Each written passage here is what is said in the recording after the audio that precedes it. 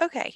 Hi, I am Denise Wetzel. I'm a STEM research and learning librarian, and I am going to be doing our cross-stitch Chem 102 session today.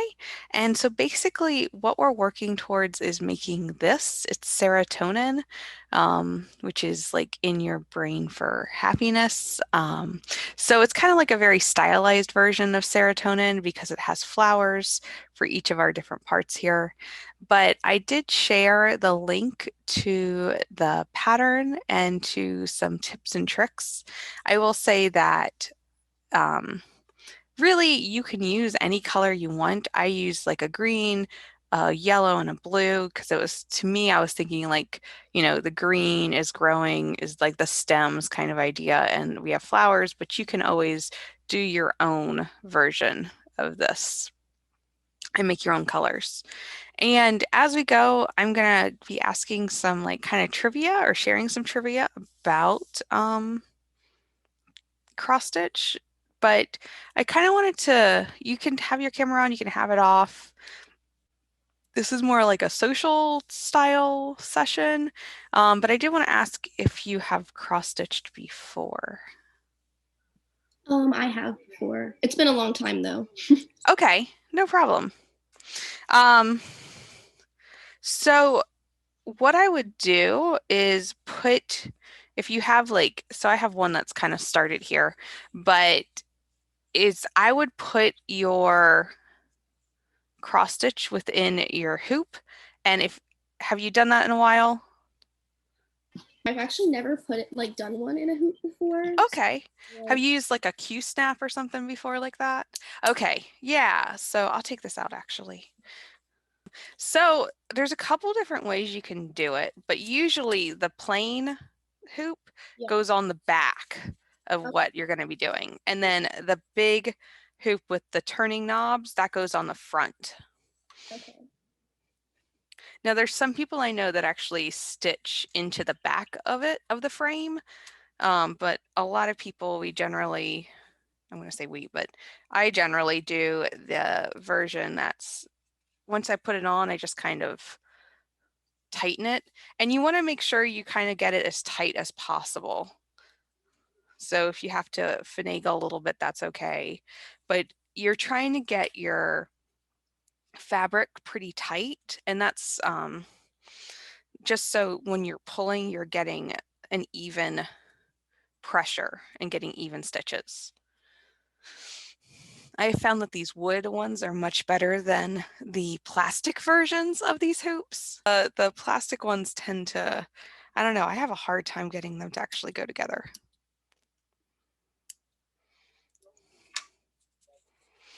But you just want to have, pretty even tension. You can always close it, turn the knob as you're going.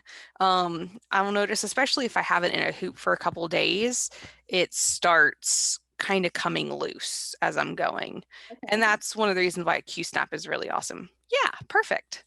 Um, and so, and I'm just going to do this. I don't think I put this on here, but you could have a needle minder type thing. I always put it up in the corner. Mine is Nancy Drew. But so what we're going to do is find the center of our hoop. And the reason we're going to do that is because we want to kind of match the center of the pattern. And this pattern specifically, so like this, I have a printed out version, but the center of the pattern is actually in between kind of like our 10 by 10 spaces. So figure out what it is center and then go down a little bit, if that helps at all. So like whatever the center of yours is. And so what I do a lot of times is I kind of eyeball it. There's a couple different methods, right? You can either eyeball it and figure out where center is, and then I'll bring a needle over and be like, okay, this is center. And so I try and figure out just, about center. Now I've moved this so it's a little off, and I'll put like a needle in here, the blunt side down. So the side that you thread up. And a lot of times when I'm getting ready and figuring out where I'm going to go, I'll just leave it in there so I know that this is my center to get me started, especially on these patterns that aren't exactly centered. Another method you can do is they make these pens. Um, this is like a dual-sided pen, but they make these pens, thank you, that have disappearing ink. So there's like this blue side is water soluble and the purple side is air and water soluble. So like I could actually mark out the tens um, of this, but you can just like go through and I can count. I'll pretend I've counted. I did not count. We'll pretend I counted. And I could just like mark out the 10 by 10. And so this blue one, when I get done with my pattern, I would just like stick it under cool water and it will remove it. So like when I did this one, I had actually marked out the 10 by 10 grid on it. It's called gridding. But there's also a purple. Where did you get that pen? Did you like order it like online? I actually got this one at Walmart, but you can get it like at like Hobby Lobby, Michael's, Joann's, or online. But the purple one, after 72 hours, it actually just disappears. But if it gets hot, it'll reappear. So this one's like cold, this one's hot. So kind of thinking also, if you're going to have it in a hot place, you might not want to use this one because you'll see these lines again. After I've like figured out my middle, I would say the first color I would do is like I do all the green on this, right? And that's because it's to me easier. And I'm going to show you. So for this pattern, I did 3 threads. So if this is my cross stitch thread, usually it comes with how many strands? Do we know?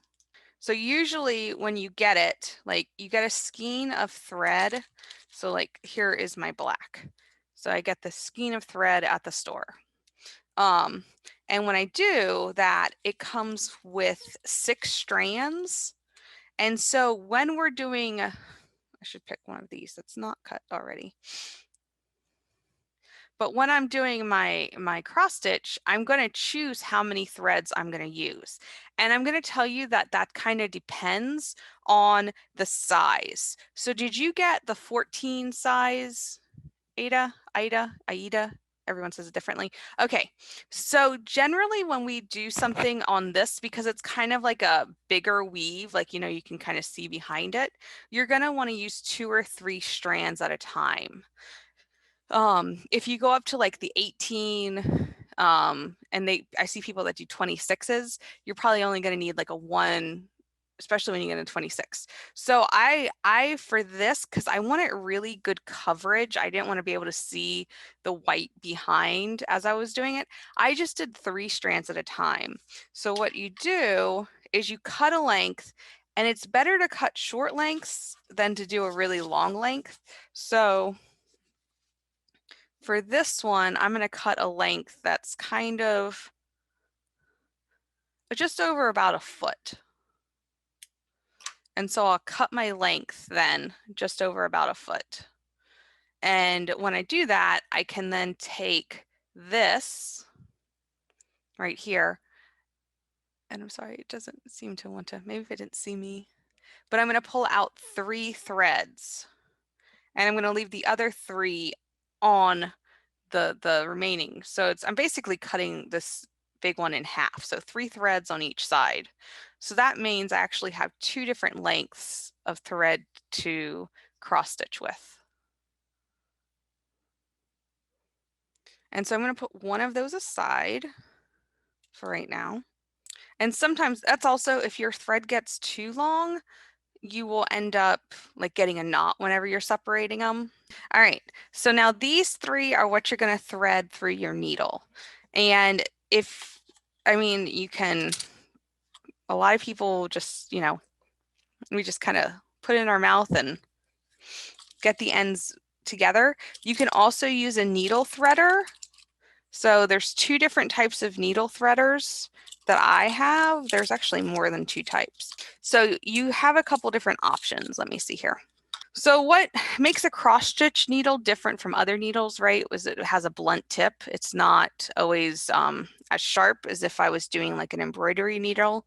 But so you got this little tiny hole in there. And so you can either just make all your ends go together. And I just kind of, you're getting it wet and you can stick it in. The other option is to use one of these two threaders. So there's two different methods when it comes to doing cross stitch.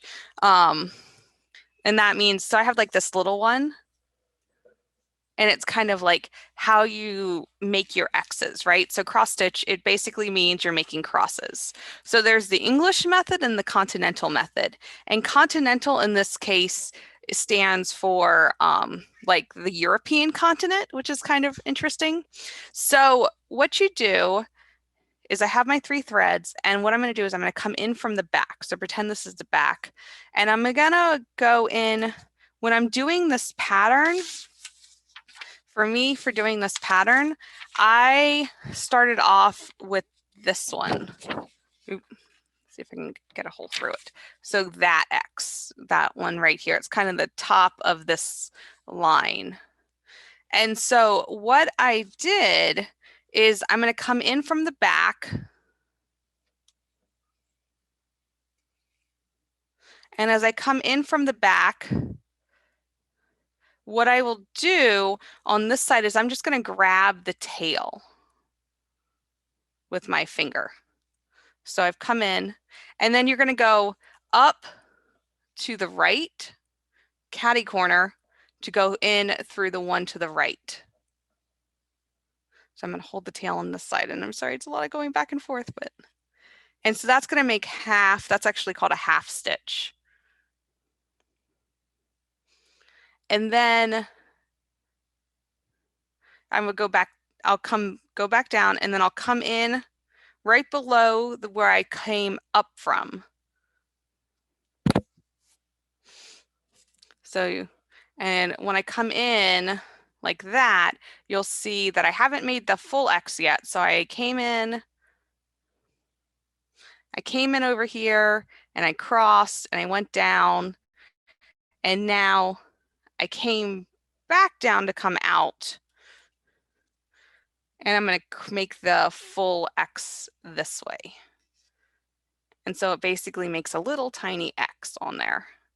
I wish my camera was a little stronger. And that's one stitch. Like you're doing catty corners. So like, I'm going to draw a picture. I think this will be helpful. This is my box, right? I'm going to come in this corner here. And then I am going to go, as I break my pencil, back down into the fabric in this corner. And then what I'm going to do is underneath the fabric, come back and then come back up this corner. And then go back the other way. So it's like, so it's kind of making little crosses that way. And so the English method of doing this, and I will say as you're going, you kind of want to try and catch this tail that's back there, like in between your stitches in the back, especially for the first few stitches, so you don't pull it too hard and pull it all the way out. But after you get like a few stitches and it covers that one, you've kind of anchored it, it's not going to come out. But so I would go down, and for going down that row, it's 3 plus 9 is 12. So you're going to do basically 12 little X's in a row, like a vertical row. And one of the big things when we're doing cross stitch is we want the X's to have like to go all in the same direction. So like whichever side I go on top, whichever side is second. So I like went 1, 2, 3, 4. I always want to go this 3 to 4 route as my second stitch. So when I look at the finished product, everything has kind of the same flow to it. So as we make the 12 stitches, when you make individual stitches and you're just kind of making the full stitch and moving on to the next stitch. And I will say that this pattern lends itself much more greatly to this method. This is called the English method of cross stitch. When you make like a bunch of half stitches and then come back over them, sometimes if you're doing a row, you might do like all one way and then come back the other way. That's called continental. And so that's when it's really like a preference. It's not really a one way is better or the other. It's better. So you just kind of go and we're making our 12 little stitches.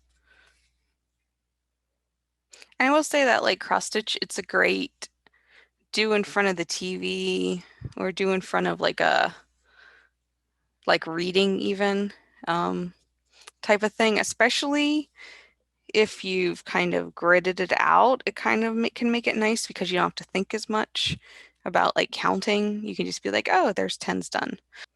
This was my quarantine hobby. And you know, if you ever make a mistake, it's okay. It's yours. And no one's really going to notice. They're not looking at the pattern. Okay. So once you have like these 12 down, if I take a look at this pattern again, you'll see that I have a couple different choices. I can go to the left, and that's going to get me into this flower over here. I can go to the right and kind of make this right here. And or you could even make the line for the double bond right in next to it. Um, what I found really easy when I was making mine was just to make this shape, general shape first, and then add things onto it. So when we move from these 12, it goes into like 2, 4, go 2, and then down a space, 2, down a space, 2. And you'll notice that that is actually mirrored right next to it when you go back up, and it's also mirrored at the top. So this shape, because this one is pretty simple, everything basically fits, so you can kind of make it all the way around. And I will say that for these two in a row, when we're doing these, this is when you could do that more continental method where you just kind of make the first like half stitch. So you make the first half stitch, and then you come next to that and you're making the second half stitch. Should come next to that. And then you go back and you make, well, I went really big, but you know, you make the other half of the X then for each of those. Oh, and if anybody ever tells you your back has to look as nice as your front, that's not true. That's like a carried over thing. You're usually frame this or stick this on something no one sees, no one cares. It's good. So if you get to the end of like where your thread is like easily going through, like maybe you're starting to run low, right? All you really need to do is go back in through where on the back, just kind of stitch back. I usually try to go through 3 other threads, and you're just going to go in and kind of under, but like not through the white part. Um, so not the fabric itself. But I just try to get through at least 3 stitches to pull it through to end that thread. And especially if you've stitched before, like as soon as you start doing it again, you're going to be like, oh yeah, I got this. So you might hear the term also to frog your cross stitch. So say you're making cross stitch, you're making and it's going really well, and then you realize I've made a mistake. If you want to fix that mistake, you have to rip out the stitches you've made. And because you have to rip it kind of sounds like ribbit, ribbit. So people say it's to frog your cross stitch. And generally we use like this little tool. It comes with like a clear cap. Sometimes it's like a white cap, but and then you'll just go and you just have to make sure you don't rip the fabric you're stitching on. But if you ever hear someone say frog, it's because you're ripping out your cross stitch. So fun trivia fact is that cross stitch has been found on cloth all the way back to the 6th century. in like China and India. So I think that's pretty fun. And pattern books, so you know how you can go to the store and buy patterns books if you want. Those have been around since like the 17th century. So I will say that if you're looking for like patterns to make and stuff, there's a lot online. Etsy has a ton of patterns that are really fun. Um, I also like I got this one. It's like this old school book of little tiny patterns. It's all little things. And it is kind of older, but I got it at My Favorite Books. It's up by Momo's, and so they do have some, you have to check, but sometimes they have cross stitch books and you can get them for like a couple dollars, which is really nice. But yeah, Etsy's your friend. And you can make your own. For the instance, this one I have made myself, so it's kind of fun. I do want to talk about the words for a second, or the word. It's not word. Down here, like the NH2, it's amino radical. So we do have like these, basically they're symbols, and those I just did with the same weight. So like the when it comes to like this one, since I already had, you know, 3 count or 3 strands of blue floss on here, I just did that. And if you look on the back, you can actually see that it just kind of pulls over into that. So yeah, this is my back. It's not. Um, but when I did these letters, this is easier to see. For the letters, I did just 1 strand of black. I played around with doing 2 strands and 3 strands, but it got to be too heavy because black is a very, you know, dark color on this white fabric. So 1 strand really to me stood out really well. You could always like do the S for serotonin, maybe 2 strands, but because it is in a cursive style font, it is, I guess, a little bit, it might look a little weird because it's connected. And then the only thing of really note is up here on the I, it is a French knot. It's only one French knot in this whole thing. And if you don't want to do a French knot, I believe there's like a colonial knot that's really similar. And I did put in the document, I did put a link and it shows like a tutorial on how to make French knots. But I'm gonna do this in here. I'm gonna pretend like I have words going on. So what I'm gonna do is I'm gonna come up the back when I do my French knot. Ideally, I would have like kind of gone through like a little bit of the words, like the letter I right below it. So I'm gonna pull it in here. So I'm going to go in through that just because I want to have something to help anchor it. And I'm going to come in through the back. And then, this is where it gets kind of fun. You want to try and do it this way so you can, I need like a third hand. you you want to take your finger, one finger, and you're going to pull it down. Let's see, can we see? Yes.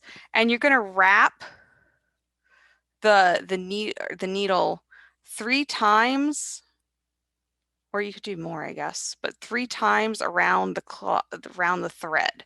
So you can, I need one more. You can kind of see that it's wrapped in there. And then I'm going to go back down right next, like not in the same exact hole, but like you kind of want to puncture through right next to that hole. And so I'm going to pull this one through and I'm kind of putting tension on it because you need that tension in order to make a knot that's like gonna stay. You don't want to pull it all the way back through, but you want it to kind of be raised a little bit. I don't know if you can see it's raised. French knots just take practice. They're not, I think once you do them, they're not too bad, but they do take a little bit of practice. And if you don't want to do a French knot, just make a little X. Just do one more X up there. When I was kind of just starting and I was like I'm not doing that. That looks scary. I just was like, everything gets an X. Nothing is getting a French knot. And then I just practiced. So what's nice is I think cross stitch has made a big comeback this, especially in the last couple of years. Um, I think that's been really fun. Do you know what a full, I'm asking everyone here, what like a full coverage cross stitch is called? That's when you don't, by the end of it, you don't see any of the fabric underneath. It's called like a carpet because it's so full. It's kind of interesting. So I will say another thing is when we're doing cross stitch, so we're using fabric and we might cut it down, or even when you get it from the store, it has all those little white fray parts that come off. So you have a couple ways of dealing with that. You could do like a whip stitch around the entire project because you can always remove that or just hide it. My favorite way, because it's faster and I don't have to do extra and I have short attention span and I know that, I used fray check, which is usually like in the um, like regular sewing area, but you just put the fray check all the way around and it kind of makes it like a harder border, but then these little pieces don't just come off. Um, so that's something. And then I've also seen people that do kind of like this zigzaggy stitch, but don't use masking tape, mask because you don't want like that glue, especially if it's something you want to save for a long term. We're kind of getting to the end of the hour, and I know this is like you won't be done because I mean, it took me longer. So, um, but do you have any questions for me? You have the links that has like the one it has like additional resources. So I put in there like how to do a French knot video as well, just in case you want to watch it again and you can get maybe a more zoomed in. Um, but you can always like email me if you need anything. My email's at the very top. But I will say that the idea of gridding something like a pattern like this, it goes faster because there's so much just basically like count to 12, count to 6, right? Um, but you don't have to. Like this one, I'm not gridding and it's going quite fine. And again, I had already started this before we started today. This one I did, and it was just well, because I did. But it works out. There's people I know that grid with actually they just put like one single stitch running up and down and then they pull all those out at the end. To me, that seems like a lot of effort, but they Yeah. probably have a lot of good reasons. So do this, relax. Make sure you always sign your work, put your name on like in the corner, or if you're going to give it to someone in the back somewhere, because you did that and it's kind of fun. So it's 12:58. So we're gonna have to end the meeting, unfortunately, or the session. It's been really great. Thanks for joining us. Um,